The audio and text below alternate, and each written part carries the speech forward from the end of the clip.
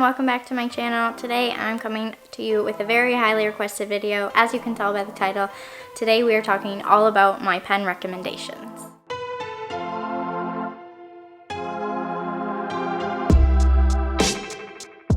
So if you watched my 2020 Always Fully Booked Planner flip through video, you may recall that I mentioned that the paper of this year's planner, the 2021, is a little bit different than the paper we used in the previous version. So we switched to a little bit of a thinner paper, and it's also silkier than the previous version. So for that reason, I said I was going to do an updated pen video. I couldn't wait to sit down and film this video, especially because I've had a lot of you asking for it. I'm going to get right into it. I have a couple of disclaimers I want to talk about before we get into all of my recommendations.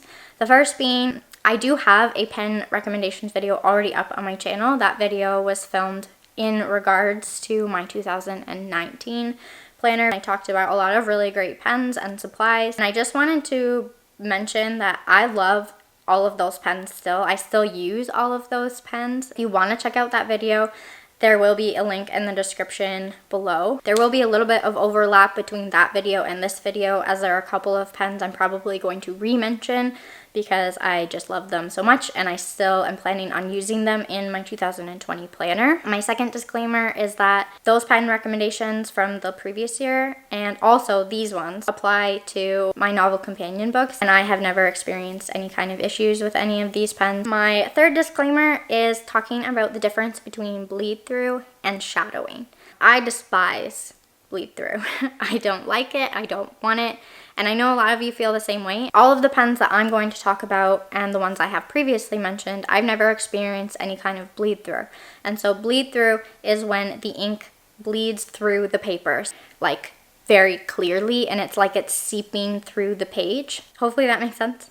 Shadowing, on the other hand, is when the ink doesn't quite bleed all the way through, but there is a shadow of it on the back side of the paper. Like if you are flipping the page and it catches the light and you can see what was written on the other side of the paper, that's kind of what shadowing is, but the ink isn't seeping through.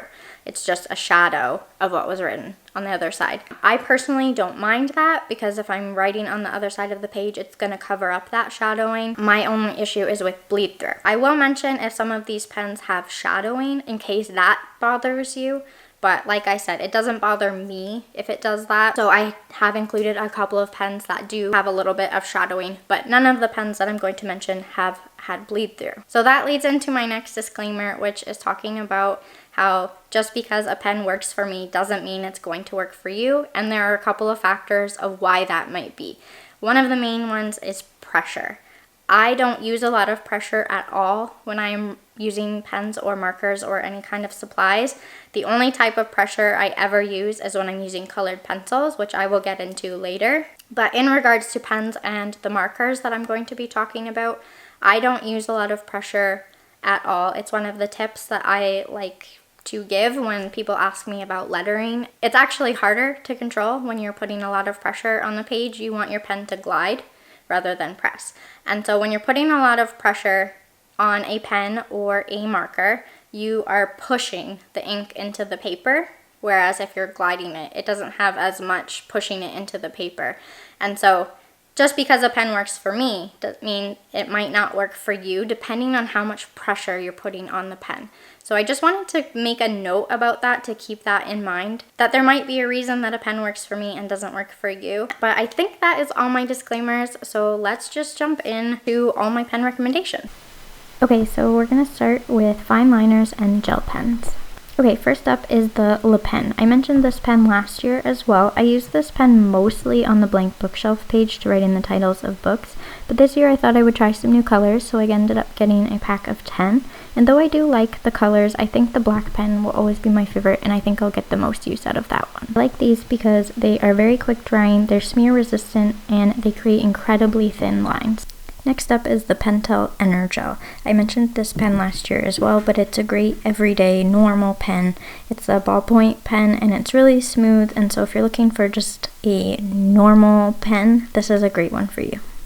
Next Next up we have a new pen to me, which is the Papermate InkJoy Gel Pen. I got a 10-pack this year because I wanted kind of a normal gel pen that had some colors available, and I really like these. They're very smooth, they're smudge proof, they have a really comfortable grip, and they're just like a normal everyday pen, but they come in these great colors. I got a set of retractable pens, but you can also get them with a cap if that's what you're interested in. This is another new set of pens for me. This is the Zebra Sarasa Gel Pen.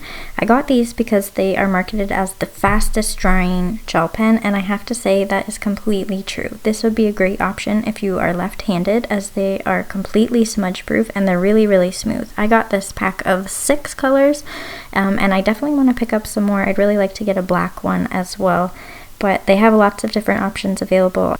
Next is the Staedtler Triplus Fineliner.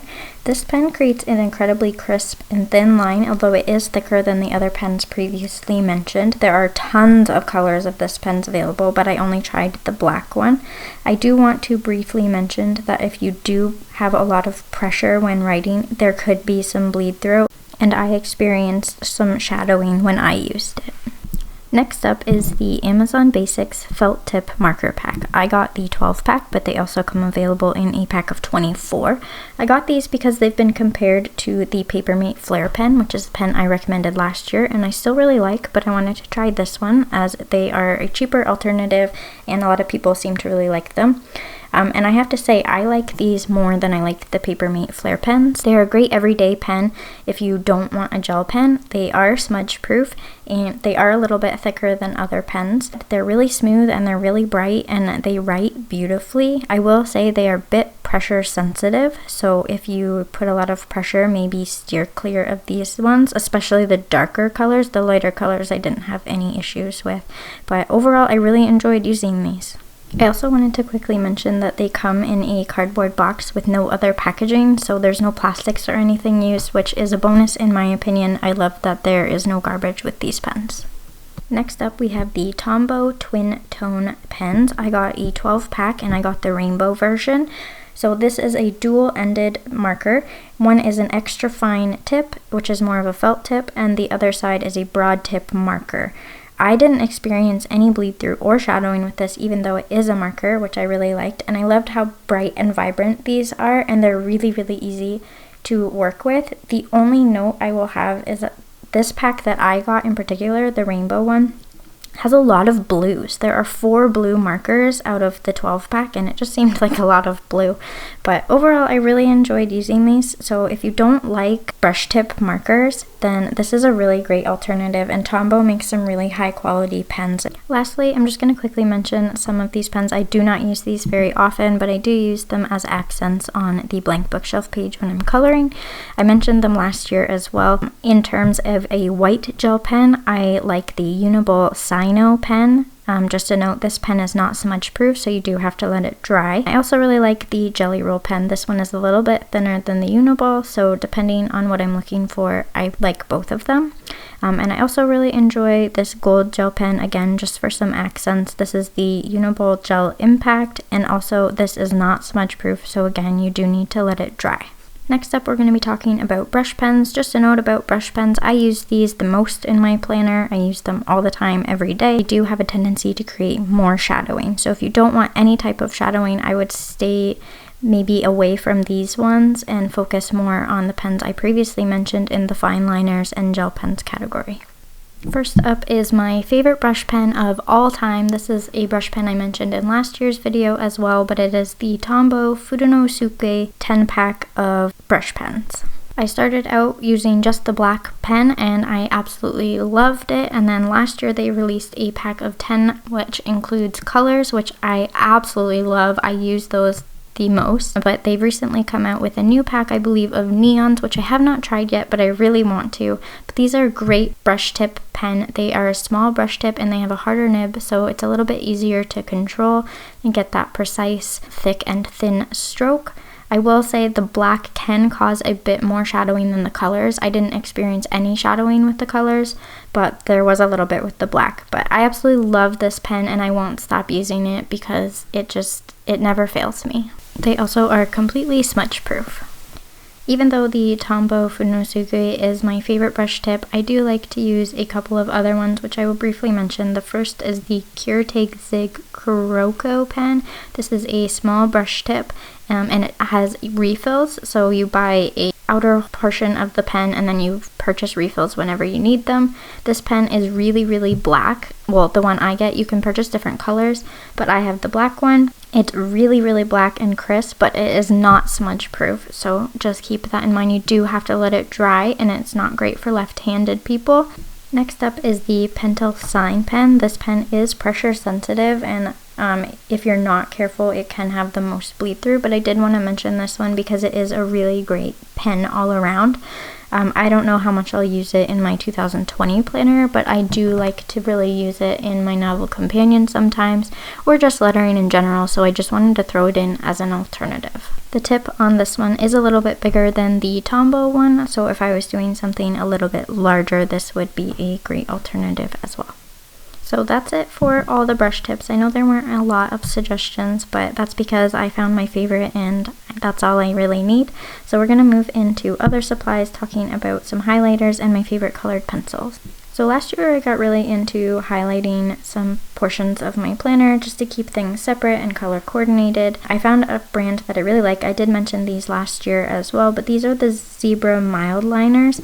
I would recommend not getting any dark colors if you want to use them in your 2020 planners. These are the set that I have. I purchased them all individually and I haven't had an issue with any of these colors, but I have noticed one of the darker ones that I no longer own, it had a little bit more shadowing than these ones. I would tend to go with more of the pastel lighter ones if you are looking for a highlighter, but these are great because they are dual tipped. They have a chisel nib and then a bullet nib, so you can use them for a variety of different ways. Next, I wanted to mention my favorite colored pencils. I get this question probably almost as much as I get what my favorite pens are.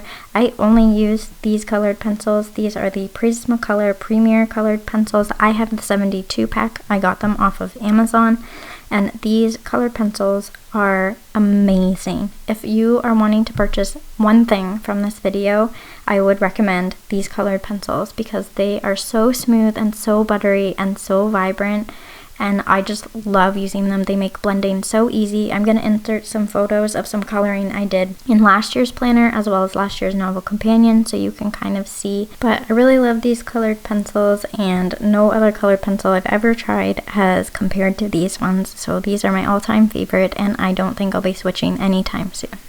I will leave links to all of these products in the description below. I also have an Amazon store where you can shop all of my favorite supplies, and I have a whole section dedicated to my favorite planner supplies, so you can head on over there. I will leave a link to that in the description as well. Just a disclaimer, that is an affiliate code, so if you do use it, I do get a very small portion. I just thought I would mention it as you can shop all my favorite supplies all in one spot. Okay. So that is everything. That is all of my pen recommendations and supplies that I love and am planning on using in my 2020 planner. I hope you really enjoyed it, and I hope you got some really great recommendations. Let me know if you have pens that you would recommend, so leave those in the comments below because I'd love to try new ones. So if you liked this video, please give it a thumbs up, and if you're not already, I would love if you would subscribe to my channel, and you can hit that notification bell if you want to be notified every time I upload a video. Thank you guys so much for watching, and I hope you have a fantastic day today, and I will see you in my next video.